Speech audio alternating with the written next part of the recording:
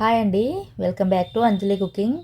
ఈరోజు వీడియోలో మనం గోధుమ రవ్వతో ఎప్పుడు చేసే ఉప్మానే కాకుండా ఇలా కొత్తగా అప్పటికప్పుడు కేవలం 10 నిమిషాలలో ఇన్స్టెంట్గా బ్రేక్ఫాస్ట్ రెసిపీ చేసి చూడండి, చాలా బాగుంటుంది.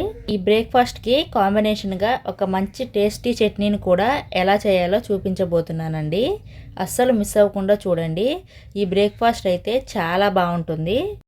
మరి ఇంకెందుకు ఆలస్యం, ఈ బ్రేక్ఫాస్ట్ రెసిపీ ఏంటో చూసేద్దాం రండి. ఈ వీడియో చూసి నచ్చితే సబ్స్క్రైబ్ చేయండి. దీనికోసం ముందుగా ఫస్ట్ ఒక మిక్సింగ్ బౌల్ తీసుకోండి. ఈ మిక్సింగ్ బౌల్లోకి 1.5 కప్పుల గోధుమ రవ్వ తీసుకోండి.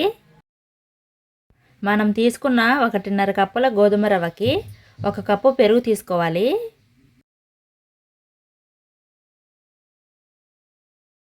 ఒకసారి పెరుగు గోధుమ రవ్వ బాగా కలిసే విధంగా మిక్స్ చేయండి.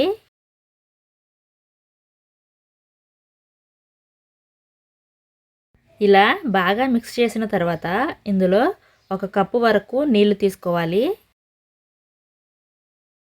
ఇప్పుడు మళ్ళీ మిక్స్ చేయండి.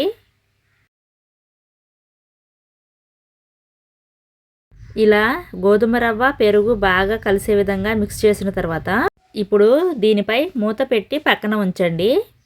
ఇప్పుడు ఈ బ్రేక్ఫాస్ట్కి సైడ్ డిష్గా పల్చటి చట్నీ ఎలా చేయాలో చూద్దాం రండి. ఫస్ట్ ఒక మిక్సీ జార్లో 1 కప్పు వరకు వేయించిన పల్లీలు తీసుకోండి. అలాగే 1/2 కప్పు వేయించిన శనగపప్పు తీసుకోండి. ఇప్పుడు ఇందులో ఒక చిన్న ఉల్లిపాయని కట్ చేసి వేసుకోండి. అలాగే 1 ఇంచు అల్లం, 4 వెల్లుల్లి రేకులు వేసుకోండి. కొంచెం చింతపండు, అలాగే 2 పచ్చిమిర్చిని కూడా వేసుకోండి. మీరు కారం కొంచెం ఎక్కువగా తినే వాళ్ళైతే ఇంకో 2 వేసుకోండి, సరిపోతుంది. మీ రుచికి తగినంత ఉప్పు వేసి ఫస్ట్ ఒకసారి కోర్స్గా గ్రైండ్ చేసుకోవాలి.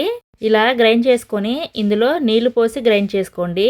ఇలా కన్సిస్టెన్సీకి తగ్గట్టుగా నీళ్లు పోసుకొని గ్రైండ్ చేసి ఒక బౌల్లోకి తీసుకోండి.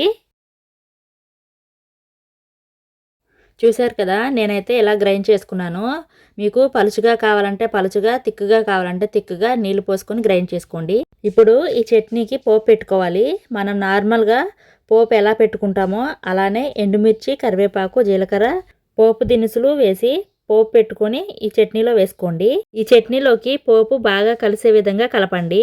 ఈ పల్చటి చట్నీ ఇప్పుడు మనం చేసే ఈ బ్రేక్ఫాస్ట్కే కాదండి, ఏ బ్రేక్ఫాస్ట్ అయినా కూడా కాంబినేషన్గా చాలా బాగుంటుంది. ఇప్పుడు పల్చటి చట్నీ అయితే రెడీ అయిపోయింది. దీన్ని పక్కన పెట్టేసి తర్వాత ప్రాసెస్ చూద్దాము. ఇప్పుడు మనం ముందుగా గోధుమ రవ్వలో పెరుగు వేసి కలిపి ఉంచుకున్నాం కదా, ఆ రవ్వని తీసుకోండి. రవ్వ అయితే పెరుగులో బాగా నానిపోయింది. ఇలా నానిపోయిన తర్వాత ఈ రవ్వని ఒకసారి మిక్స్ చేసుకోండి. ఈ రవ్వ నానటానికి ఎక్కువ టైం అయితే పట్టదండి, ఒక 5 మినిట్స్లోనే నానిపోతుంది. ఇలా నానిపోయిన ఈ రవ్వని ఒక మిక్సీ జార్లోకి తీసుకోండి.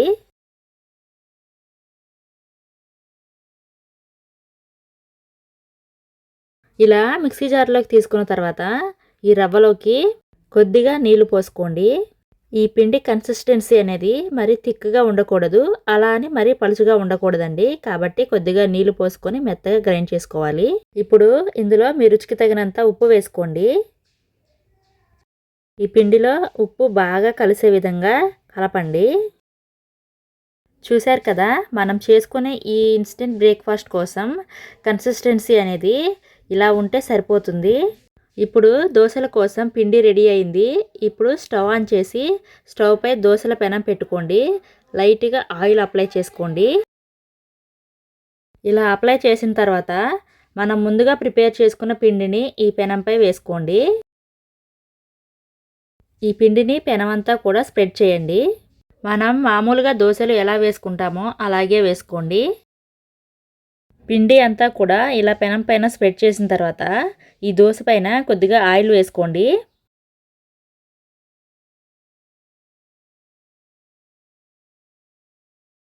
ఫ్లేమ్ను మీడియం టు హై ఫ్లేమ్లో ఉంచి ఈ దోశని కాల్చుకోండి. ఇలా ఒకవైపు కాలిన తర్వాత రెండో వైపు కూడా తిప్పుకొని కాల్చుకోండి. రెండో వైపు కూడా బాగా కాల్చుకోవాల్సిన పని లేదండి, ఒక 30 సెకండ్స్ పాటు ఉంచి వెంటనే తీసేయండి. ఇలా కాల్చుకున్న ఈ దోశని ఒక ప్లేట్లోకి తీసుకొని పక్కన ఉంచేయండి. సేమ్ ఇదే ప్రాసెస్లో మిగిలిన పిండంతా కూడా ఇలా దోశల్లాగా వేసుకోండి. మీకు ఇక్కడ ఇంకో విషయం చెప్పాలండి. మీకు ఒకవేళ ఈ దోశల్ని హెల్తీ వేలో చేసుకోవాలంటే ఆయిల్ లేకుండా కూడా చేసుకోవచ్చండి. ఆయిల్ లేకుండా కూడా చాలా బాగుంటాయి.